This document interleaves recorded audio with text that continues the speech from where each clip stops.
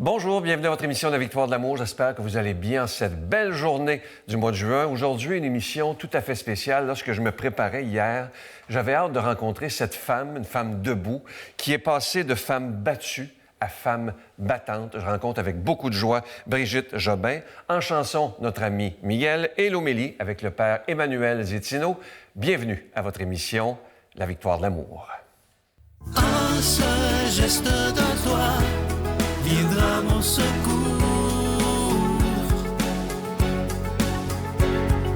Viens semer dans mon âme le grain de l'amour. Je traverse un désert et je meurs de soif. Montre-moi le mystère qui garde la foi. Bonjour Brigitte. Bonjour. Merci d'être là. Merci. Vous dites que, de ce que je lisais dans ma recherche hier, j'ai serré la main du diable. Oui. Qu'est-ce que vous voulez dire par ça?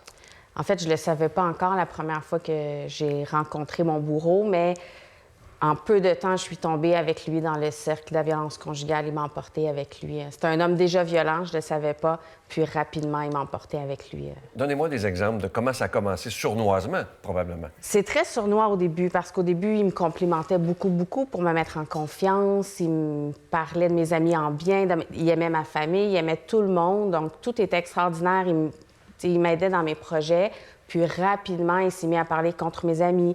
Il s'est mis à m'isoler. Il voulait plus que j'aille voir ma famille seule, donc il m'accompagnait toujours. Il voulait plus que je voie mes amis sans lui, donc rapidement... En fait, je dis que je me suis isolée, mais avec le recul, je sais que c'est lui qui m'a isolée. Puis rapidement, il y a eu de la violence psychologique. Au début, il était violent envers lui-même, puis il me disait « Si tu m'abandonnes, je sais pas ce que je vais faire. » Il me disait « Tu sais, je vais m'enlever la vie si tu m'abandonnes. Toutes les autres femmes avant toi m'ont abandonné. S'il te plaît, reste avec moi. » Donc, ça a commencé comme ça. Puis rapidement, après, la violence physique est embarquée. Puis quand la violence physique était là, les menaces de « si tu pars, je vais te tuer », elles étaient déjà là. Mais est-ce qu'il y avait eu de la violence physique ou juste des menaces physiques? Au début, c'était surtout des menaces. Puis moi, je l'ai rencontré mi-novembre. Puis autour de fin janvier, c'était déjà de la violence physique. Eh là là. On parle déjà de 2022, là. On parle de 2016-2017. Excuse-moi, 2017. Oui. Et là, lui, c'est un multirécidiviste, si j'ai bien lu. Exactement. Ça, je ne le savais pas non plus au départ quand je l'ai rencontré. Au fil de notre relation, j'ai découvert qu'il vivait en maison de transition et non pas chez son frère comme il m'avait fait croire. Puis après ça, j'ai découvert qu'il y avait un lourd passé en matière de violence conjugale et d'agression sexuelle. Je suis la troisième qui l'a dénoncé. Il y en a peut-être eu d'autres, je ne sais pas. Mais ça sera En fait, c'est la troisième fois qu'il purge une sentence pour violence conjugale.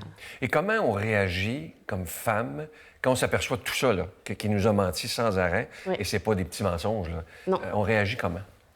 Sur le coup, je voulais lui laisser le bénéfice du doute parce que d'un côté, j'avais ses agentes de probation qui me disaient que c'était une bonne personne. Donc moi, j'étais prise dans tout ça. Avec le recul, c'est hyper facile de voir tous les drapeaux rouges qui s'allument, mais quand on est pris là-dedans, c'est pas si évident de voir qu'on est... En fait, je savais que c'était pas sain, je savais que c'était pas normal, mais je savais pas non plus comment sortir de cette situation. Une question qui va vous sembler bien bizarre, mais je me l'ai supposée hier, je dis, il faut que je lui pose comme Oui. question. Pourquoi vous avez accepté de le marier? En fait, j'ai pas accepté de le marier. J'ai été forcée de le marier. Expliquez-moi. Bien, en fait, quand il a fait sa demande, c'est lui qui avait choisi les vêtements que j'allais porter. Il a choisi le restaurant où on allait. Il a tout choisi. Moi, j'ai rien décidé. Puis là, devant tout le monde au restaurant, il m'a fait sa grande demande. Évidemment, moi, je pleurais, mais pas de joie. Les gens applaudissaient comme si c'était un beau moment. Donc, j'ai dit oui en me disant, je vais trouver un moyen de mettre fin à la relation avant la date fatidique. Et la veille du mariage, il a été violent physiquement avec moi. Puis j'ai réussi à l'arrêter en lui disant, écoute, demain, j'ai une robe sans manches. Tout le monde va voir les bleus. C'est comme ça qu'il s'est calmé. Puis quand on est arrivé au palais de justice pour le mariage, il y avait seulement 2 témoins. C'était 2 de ses clients. Il était entraîneur au gym, c'était 2 de ses clients. Donc, ma famille n'était pas là. En fait, personne n'était au courant. Ma famille ne savait pas. Il n'y a personne qui savait. Et est-ce que j'ai bien lu qu'il vous a obligé à tatouer son nom sur votre corps? Aussi.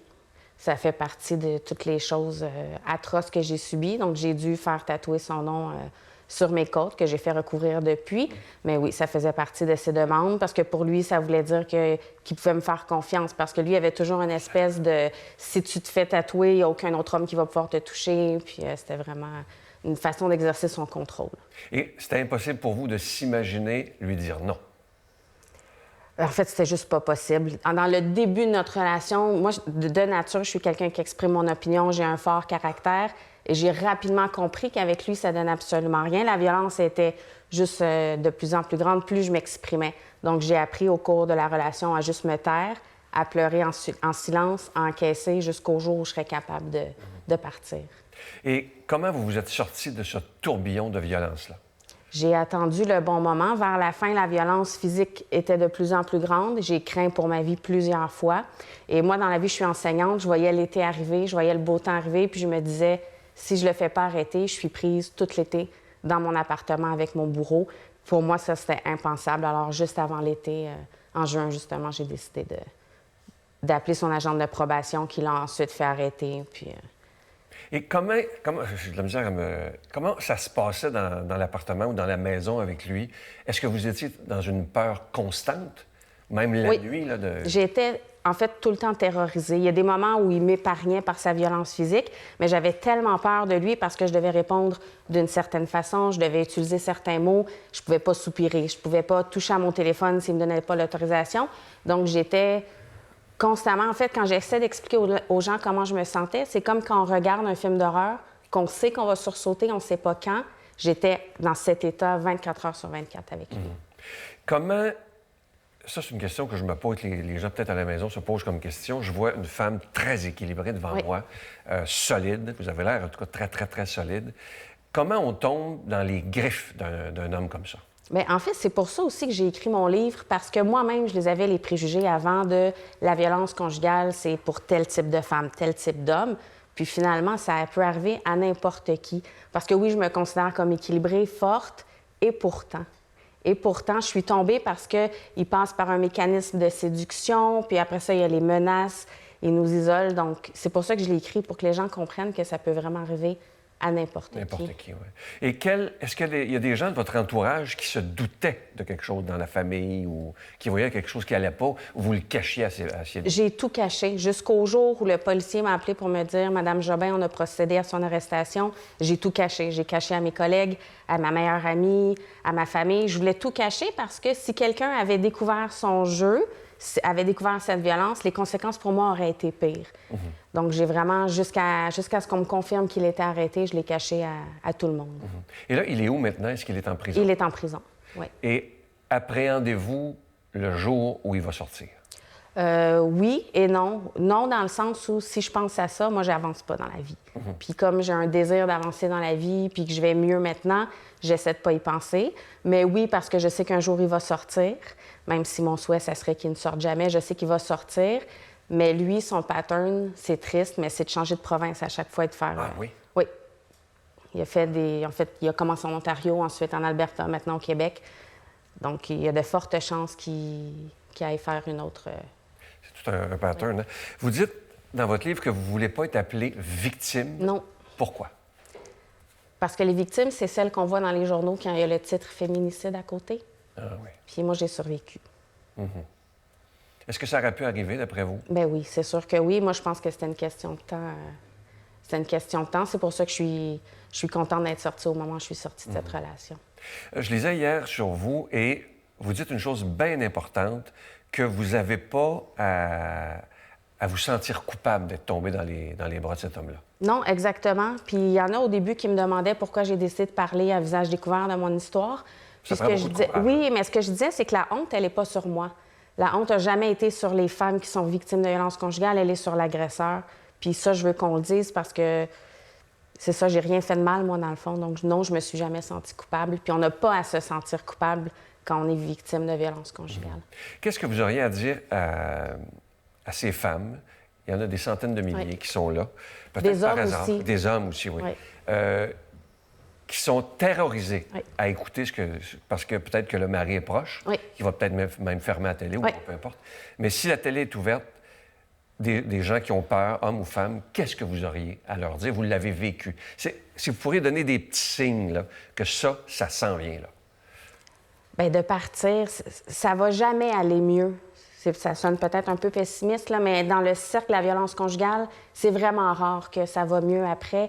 Je leur dis de partir parce qu'après, il y a des ressources, il y a de l'aide psychologique, il y a de l'aide pour le processus judiciaire, puis après, je leur promets que la vie est belle. Vous croyez que c'est possible? Après? Ben oui. Oui. Est-ce que, après avoir rencontré un homme comme ça, on a peur de se remettre en relation? Pas vraiment, parce que dans mon enfance, avec mon père, avec mes frères ou dans mes relations précédentes, j'avais jamais connu de violence. Donc, pour moi, je ne me suis pas dit « tous les hommes sont violents ».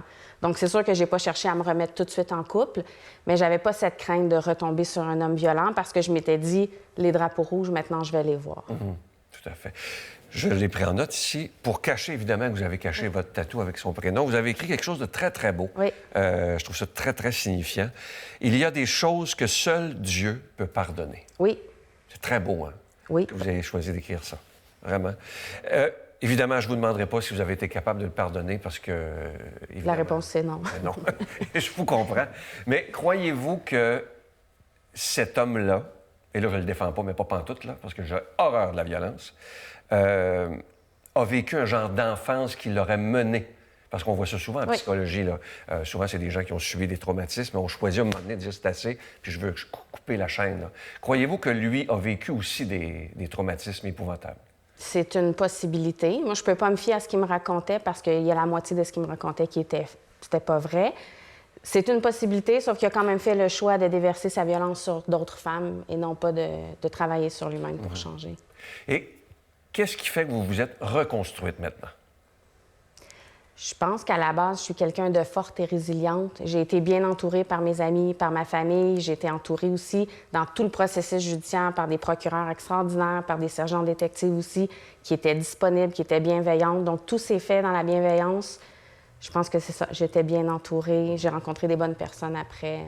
Lui, quand vous viviez ensemble, est-ce qu'il y avait des amis autour de lui qui n'étaient pas comme lui, là, mais qui auraient pu vous dire fais attention, Brigitte, ou rien? Lui, quand je l'ai rencontré, ce que je savais pas, c'est qu'il sortait tout juste de prison. Ça faisait un mois qu'il sortait de prison pour violence conjugale. C'était toute une... Dans une autre province. Donc, quand il est arrivé au Québec, il n'y avait pas d'amis ici. Donc, j'ai pas pu rencontrer d'amis ou de... Ni de sa famille, ni... Non, sa famille vit en Ontario. Donnez-moi des trucs, comment vous faites, parce que le titre du livre est très, très beau, là, Survivre jusqu'à demain. Donnez des trucs aux gens là, qui viennent de vivre ce que vous avez vécu ou ce qui sont dedans, là, direct dedans. Là.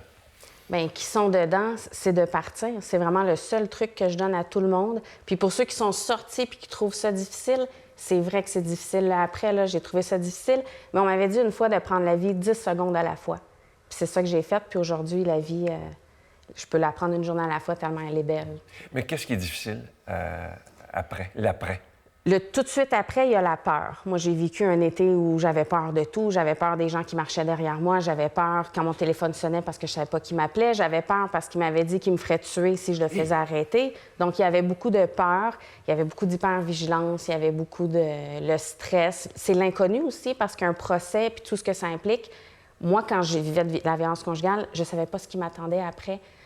Donc, il y a l'inconnu, puis il y a tout ça qui vient après. Et qu'est-ce que ça vous a fait d'écrire ce livre-là? De replonger dans l'horreur, finalement? Oui, de replonger dans l'horreur, mais comme je dis souvent, moi, je suis replongée dans cette horreur-là pour les sergents détectives, pour les procureurs, pour le procès. Mon histoire, je l'ai racontée souvent, puis je le sais qu'elle est difficile à lire, elle est difficile à entendre, mais ce que je veux, c'est que les gens sachent que malgré toute cette laideur-là, bien, au bout, il y a quelque chose de... C'est possible de s'en sortir. Il y a une vie après la violence conjugale. En tout cas, c'est... Je vous lève mon chapeau. D'être Merci. aussi équilibré, ça me touche énormément. Faites-vous un beau cadeau. C'est vrai que c'est difficile à lire, mais c'est tellement vrai, c'est criant de vérité. Alors, c'est écrit par Brigitte Jobin, Survivre jusqu'à demain. C'est aux éditions de Mortagne. Merci d'être ce que vous êtes, Merci de l'espérance que vous apportez. Je vous offre une très, très belle chanson interprétée par notre ami Miguel, Cherchez la lumière. Je suis venu à ton secours. J'ai l'antidote à la misère. Après la nuit renaît le jour. danser dans la lumière. En toi tu trouveras l'espoir.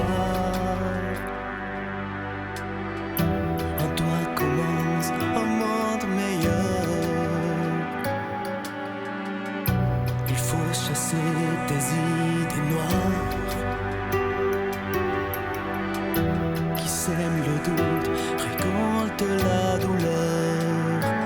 Il faut chercher la lumière cachée en chacun de nous. On a une mission sur la terre, on est tous en rendez-vous. Il faut chercher la lumière, cette force au fond de toi qui te rend extraordinaire, qui toujours te restera.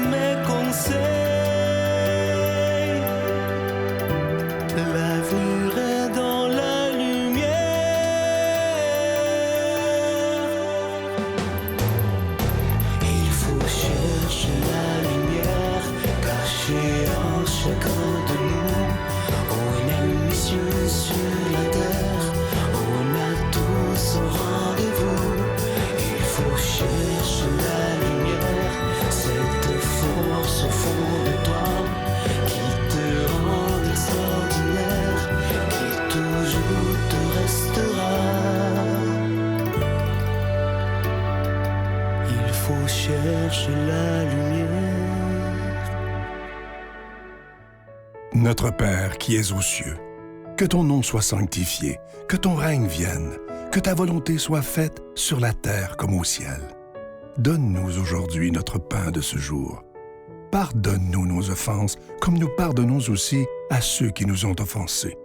Et ne nous laisse pas entrer en tentation, mais délivre-nous du mal, car c'est à toi qu'appartiennent le règne, la puissance et la gloire pour les siècles des siècles. Amen. Je continuerai à croire, même si tout le monde perd espoir. Je continuerai à aimer, même si les autres parlent de haine. Je continuerai à construire, même si les autres détruisent. Je continuerai à parler de paix, même au milieu d'une guerre. Je dessinerai des sourires sur des visages en larmes et je tendrai les bras à ceux qui se sentent épuisés. Oui, je continuerai à croire. Juste un peu d'amour donné par amour, il n'en faut pas plus pour soulever la vie. Un seul mot d'amour écrit par amour, et le cœur s'emballe et tout est reparti. Pour juin, le cadeau du mois est absolument extraordinaire. Il s'agit du nouveau CD musical du père Michel Marie, 12 magnifiques chansons. Vous pouvez le recevoir avec un don de 25 $ et si vous en voulez deux, pour donner en cadeau avec un don de 40 $. Je t'aime, je t'aime, je t'aime, je t'aime, je t'aime, la vie. Quand tu pleures ou quand tu souris, je t'aime, je t'aime, je t'aime, je t'aime, je t'aime, la vie. sur tes beaux jours et sur tes nuits. Si le printemps est au rendez-vous, tant mieux pour vous. Mais si l'hiver vous joue des tours un jour sur deux, sous le ciel de Paris, jusqu'au soir vont chanter. La Victoire de l'amour, case postale 120, succursale Boucherville à Boucherville, le J4B 5E6, je vous la redonne. La Victoire de l'amour, case postale 120, succursale Boucherville à Boucherville, le J4B 5E6. Également par téléphone, par carte de crédit du lundi au vendredi de 8h30 à 16h30 dans le 514-523-4433, 523-4433 ou sans frais, le 1-888-811-9291, 1-888-811-9291 et aussi sur notre site internet le www.lavictoiredelamour.org. Que reste-t-il de nos amours? Que reste-t-il de ces beaux jours?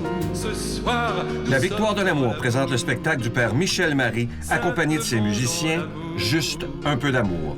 2 représentations seulement. Montréal, le dimanche 16 octobre à 14h au Théâtre Maisonneuve de la Place des Arts. Réservation 1-866-842-2112. Et Québec, le dimanche 23 octobre à 14h au Capitole. Réservation 418-694-4444 ou théâtreducapitole.com. Transport en autobus disponible dans plusieurs régions du Québec. Groupe Voyage Québec au 1-866-441-4390. Il n'en faut pas plus pour soulever la vie. Mon Dieu, donnez-moi la sérénité d'accepter les choses que je ne peux changer, le courage de changer les choses que je peux et la sagesse d'en connaître la différence. Amen.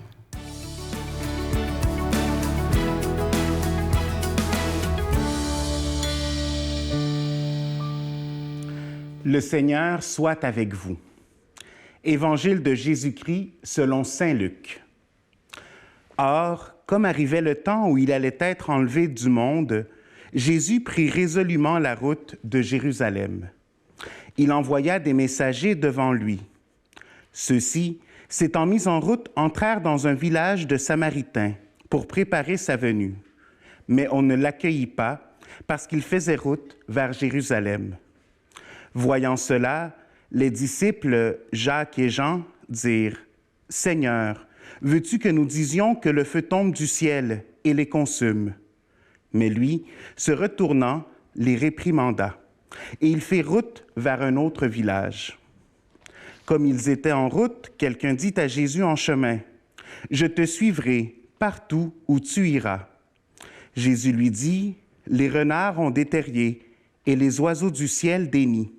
Le Fils de l'homme, lui, n'a pas où poser la tête. » Il dit à un autre, « Suis-moi. » Celui-ci répondit, « Permets-moi d'aller d'abord enterrer mon Père. » Mais Jésus lui dit, « Laisse les morts enterrer leurs morts, mais toi, va annoncer le règne de Dieu. » Un autre encore lui dit, « Je vais te suivre, Seigneur, mais d'abord, permets-moi de faire mes adieux à ceux de ma maison. » Jésus lui dit, « Quiconque met la main à la charrue, puis regarde en arrière, n'est pas fait pour le royaume de Dieu. » Acclamons la parole de Dieu. Alors aujourd'hui, on fait route avec le Seigneur. Il nous invite à le suivre, il nous invite à marcher. Et en même temps, on voit comment il y a différents types de disciples. Il y a ceux qui, quand quelqu'un est en désaccord, il dit, bien, est-ce qu'on peut faire descendre le feu du ciel pour les consumer? Il y a celui qui regarde vers le passé, qui regarde vers sa maison. Alors, est-ce qu'il est dans le plan d'être disciple ou est-ce qu'il est plus penché sur qu'est-ce qu'il a vécu? Donc, où est-ce qu'il se situe? Il y en a un autre qui recherche, qui voudrait bien, mais en même temps, le Seigneur lui dit, bien, regarde, mes disciples n'ont pas où poser la tête. Alors, différents types de disciples. Mais à la base, dans la réalité, l'important, c'est de voir que le Seigneur nous met et nous donne l'exemple. Comment être disciple et comment le suivre, c'est accepter la mission que Dieu nous a donnée et la suivre. Qu'est-ce qu'il nous dit au début de l'Évangile? Résolument, il va vers Jérusalem. Et on sait très bien ce que Jérusalem signifie pour le Seigneur, parce qu'à Jérusalem, c'est là où il va remettre sa vie. où il va donner tout ce qu'il est pour nous.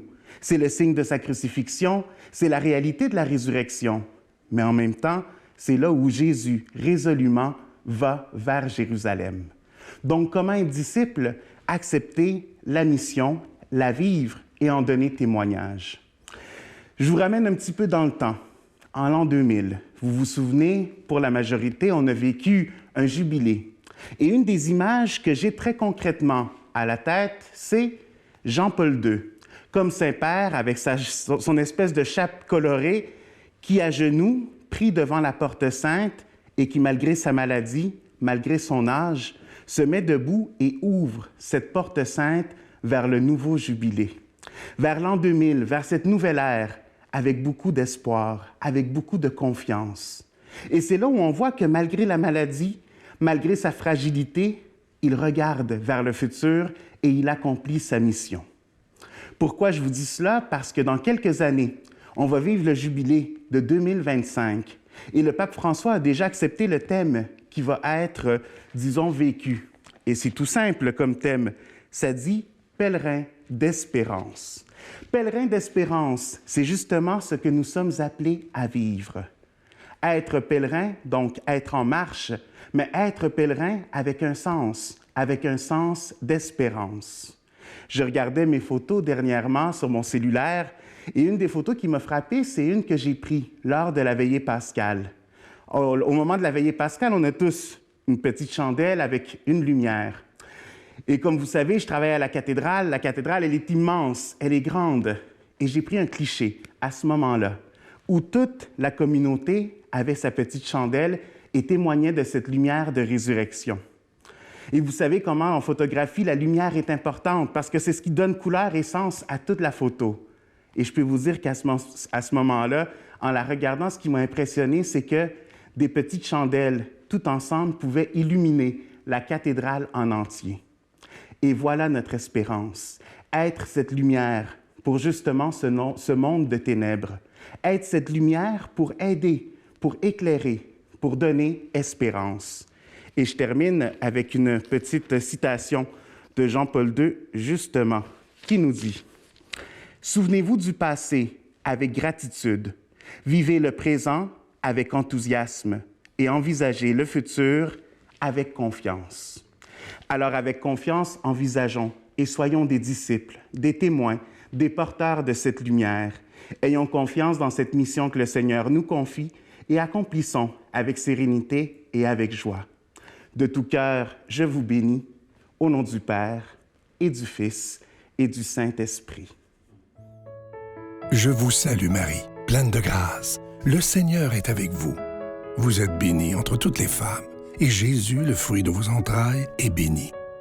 Sainte Marie, Mère de Dieu, priez pour nous pécheurs, maintenant et à l'heure de notre mort. Amen.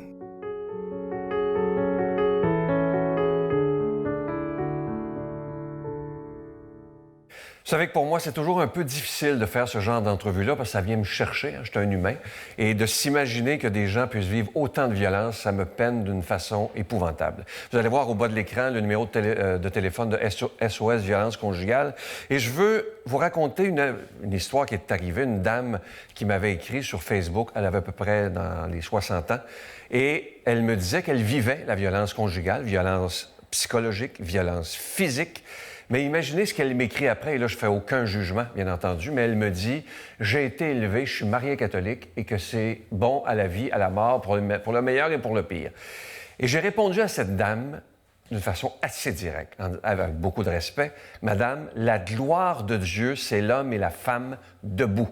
Dieu ne peut pas accepter ou même tolérer que quelqu'un puisse vivre autant de violence, que ce soit psychologique ou physique. Ou sexuelle. Alors, moi, je vous le dis, et je n'ai même pas peur de me tromper. Le Seigneur veut que vous soyez heureuse, veut que vous soyez heureux. Si vous vivez de la violence chez vous, qu'elle soit psychologique ou physique, partez. Il n'y a pas de péché là-dedans. Bien au contraire, vous allez être beaucoup plus heureuse, et c'est comme ça que Dieu nous veut, des gens debout et heureux, comme des ressuscités. Je vous souhaite une belle journée, et je vous attends demain matin. Bye!